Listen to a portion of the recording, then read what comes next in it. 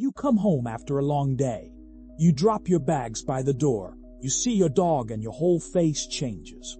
You cross the room, get down, and wrap your arms around them in a full hug. And they go completely still, body rigid, head turned slightly to the side, eyes showing just a sliver of white at the corners. And you feel it as pure love. You feel them accepting your affection. You feel the connection between you. But what your dog's nervous system is actually doing in that moment has nothing to do with love. And once you understand what is happening inside their brain when you hug them, you will never read that stillness the same way again. Here is the biological reality that most dog owners have never been told. Humans are primates, and primates use physical embrace as one of their primary signals of safety, connection, and trust.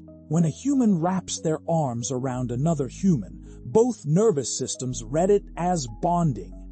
Both brains release oxytocin. Both bodies relax into the contact. That is what embrace means in primate social biology. Dogs are not primates. In the canine social world, the act of placing a limb or body weight over another dog almost always carries one of three meanings: dominance, pressure, constraint. When a dog places their leg or body over another dog, it is a social signal. It is a communication of hierarchy or physical control. It is not affection. And when you wrap your arms around your dog's neck and pull them into your chest, their brain is not reading the word love. Their brain is reading the word threat. You believe you are giving them warmth and connection. Their nervous system is registering that a larger creature has physically tracked them and is applying pressure to their body from above. In 2016, a researcher analyzed over 250 photographs of people hugging their dogs. Not staged photographs, real photographs. The kind people post publicly because they believe they are capturing a sweet moment between themselves and their pet. In each photograph, the researcher assessed the dog's body language for specific stress indicators documented in veterinary behavioral science.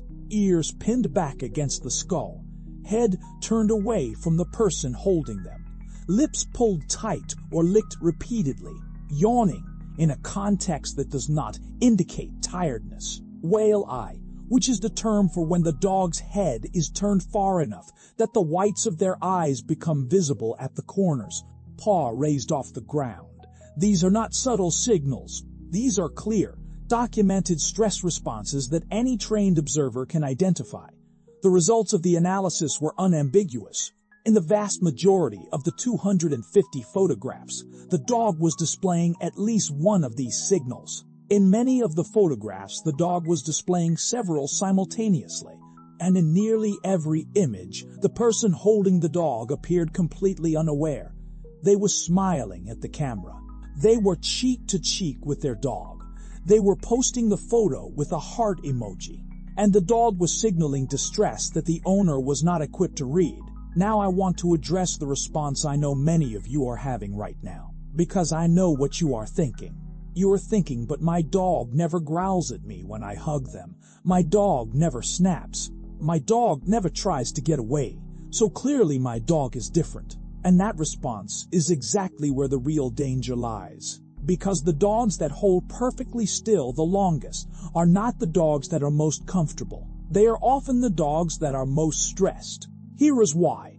When your dog first began experiencing discomfort during hugs, they communicated that discomfort. Maybe they turned their head away. Maybe they licked their lips. Maybe they shifted their weight or tried to step back. These are early warning signals. They are the dog's attempt to say, "This does not feel good. Please give me space." And if those signals were repeatedly ignored, if every time they communicated discomfort, the response was more pressure, more holding, more physical constraint, they learned something. They learned that their signals do not work. They learned that struggling and communicating does not change what happens to them. And so their nervous system did what nervous systems do under prolonged, inescapable stress. It shut down. It stopped generating the effortful distress responses. It defaulted to stillness. Behaviorists call this state learned helplessness, and it is not calm. It is not acceptance. It is not your dog relaxing into your love. It is quiet defeat. It is a nervous system that has run out of strategies and gone still, because stillness is the only option left. And here is the consequence that matters most. A dog that has learned that its warning signals are ignored does not simply become more tolerant over time. A dog that learns its warnings go unheard eventually stops warning before it reacts. The bite that appears to come out of nowhere, the snap that the owner describes as completely unpredictable, the dog that was always so gentle, and then one day just snapped.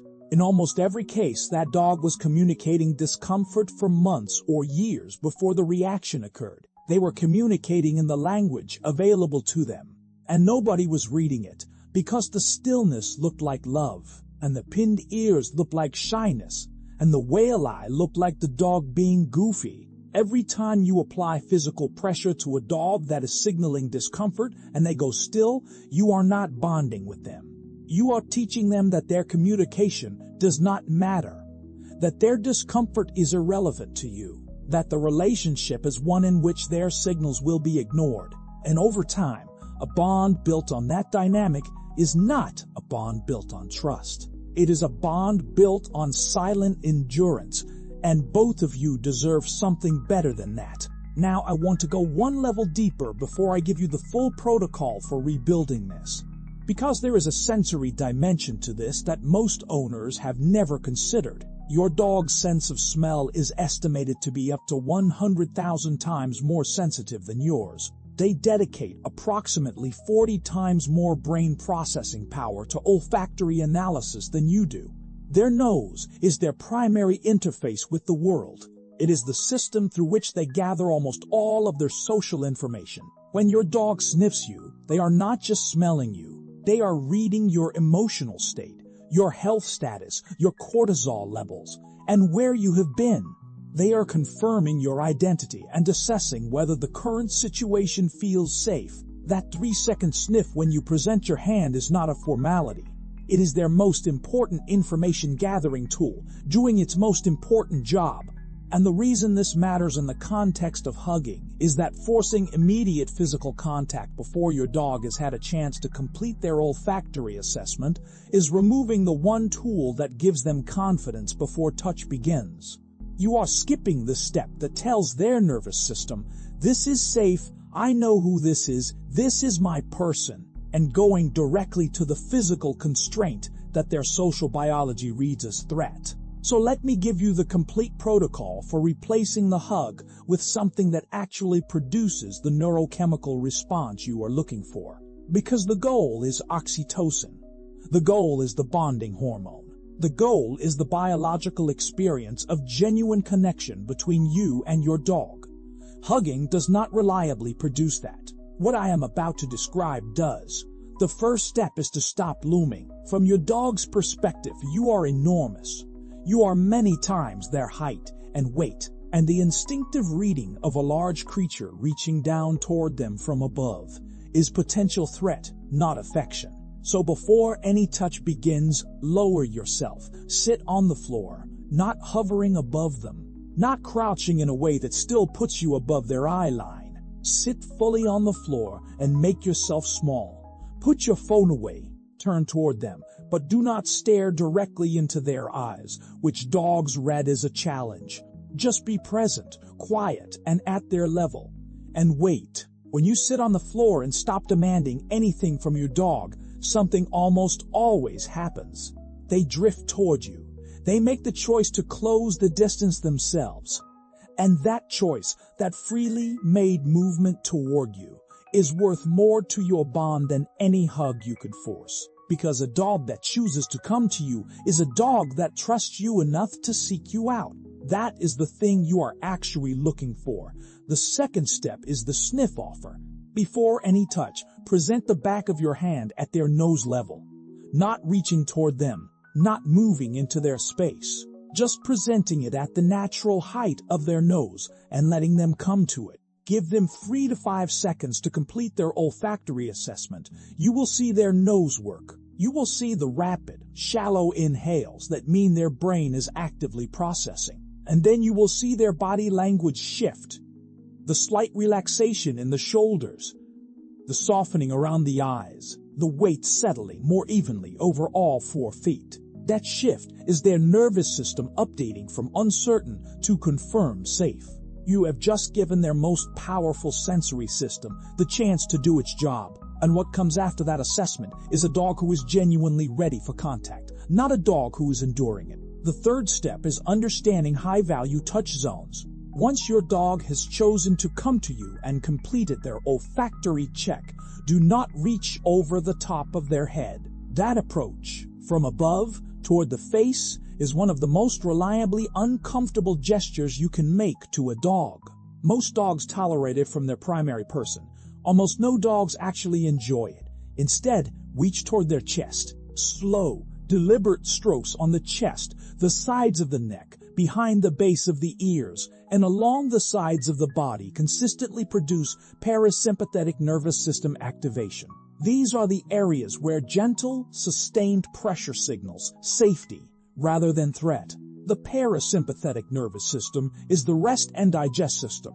It is the opposite of fight or flight. When you activate it through appropriate touch, you are directly counteracting the stress response that forced physical contact was producing. And there is one specific touch that deserves particular attention. Slow, circular pressure at the base of the skull, right where the neck meets the back of the head. This specific type of rhythmic touch mirrors the maternal grooming that dogs received from their mother in the first weeks of life. It activates neural pathways that were first encoded during the period when they were completely dependent on their mother for warmth, safety, and survival.